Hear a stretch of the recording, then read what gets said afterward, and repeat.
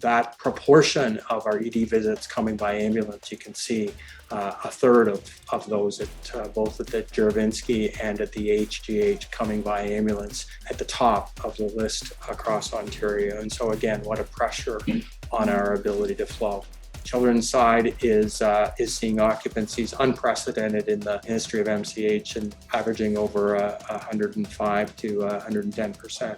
The training pathway, although there are two separate groups, essentially follows the same process, and that is first, registration, which is an extremely important step. First, you'll do e-learning, which will be about an hour of time on the computer to introduce you to the system, followed by mandatory classroom training. After that, you'll have the opportunity to use the system and to practice, and then there will be a mandatory assessment of the success of the training. And finally, there will be an end user phase where it'll provide folks the opportunity to customize and personalize their own Epic sign-on so that they find and can use those pathways and those processes that are most useful to them. I tried to summarize here the likely impact of Omicron, and as I said, everything here may be entirely wrong, but it's the best understanding that we have at this point of time. So Omicron may well be outcompeting Delta due to either immune escape plus minus higher infectivity. It may as well be both, and a combination of both. It already spread globally, and it's too late to keep without hard stop.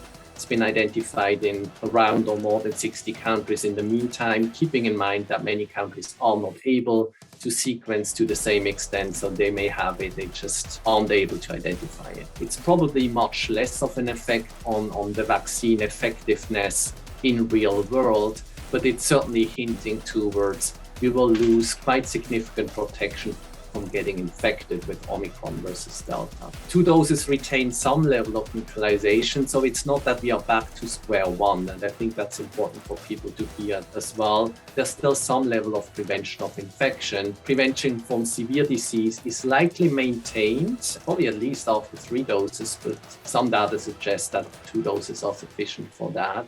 I want to highlight again the EDI Workforce Survey. Lots of ways to get there. Only takes about 15 minutes to complete this confidential survey. And they're going to take the results. They'll be grouped. They won't be individual. They'll be anonymized, but certainly looking to identify themes, anything that can be learned. This is one piece, as I said, of how you listen and learn to our people. Lots of information has been previously collected, and of course that task force with 50 members, many of whom have great lived experience, is bringing that to the exercise. My favorite personally are e-cards. So send a card to someone just to thank them for what they've done professionally, or even just supporting you or smiling as you walk down the hall and making your day a little bit better. And prizes will be drawn for those who send a card and receive a card. And we've even included some suggestions of how you might thank a colleague or a peer. So go to the Hub for details, and we look forward to next week. Grateful for you, Winter Star Week. On behalf of the entire leadership team, thank you so much for what you do for our patients, the families, our community who must be in the hospital during this time of year. I wish you a safe and healthy and happy holiday, and have a wonderful rest of the day. Thank you so much, everyone.